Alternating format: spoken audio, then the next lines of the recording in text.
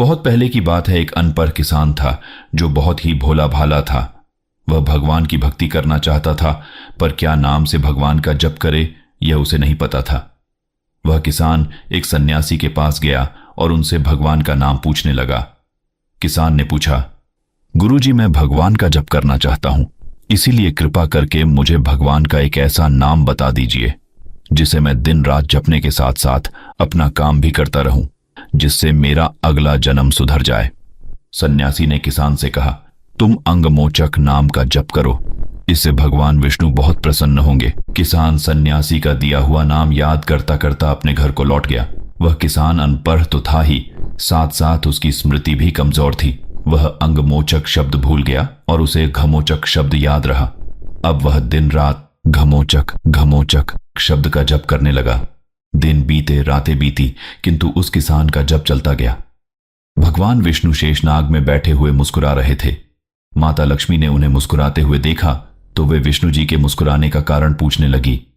भगवान विष्णु ने लक्ष्मी जी से कहा, धरती पर मेरा एक भक्त है। वह दिन रात मेरा नाम जप रहा है, पर मेरे उस नाम का वेदों और पुराणों में कहीं भी उल्लेख तक नहीं है। वह अपने भोलेपन में मेरे नाम का गलत उच्चारण कर रहा है, पर उसके हृदय में मेरी भक्ति कूट कूट कर भरी है।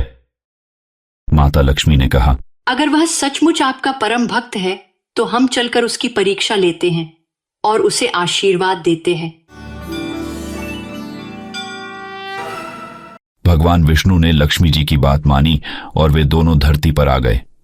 फिर विष्णु जी और लक्ष्मी माता ने अपना रूप बदला और एक साधारण स्त्री पुरुष का रूप धर के उस किसान के खेत में पहुंच गए।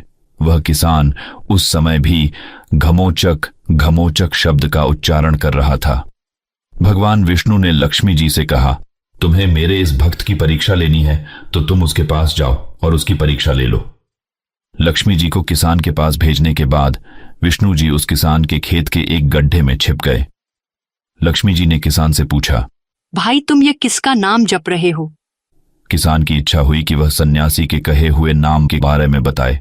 फिर उसने सोचा, अगर मैं कुछ भी बोलूंगा तो व्यर्थ में ही मेरा समय व्यतीत होगा और मेरे भक्ति में बाधा आएगी।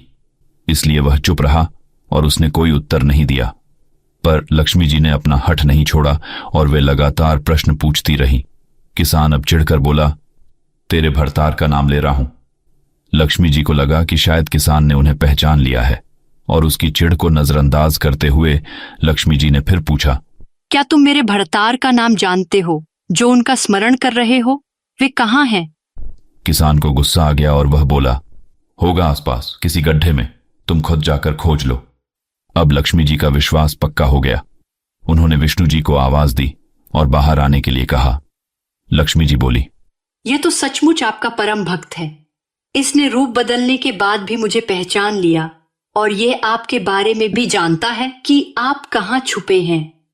लक्ष्मी जी और विष्णु जी अब अपने असली रूप में आ गए और किसान को अपने दिव्य स्वरूप के दर्शन दिए।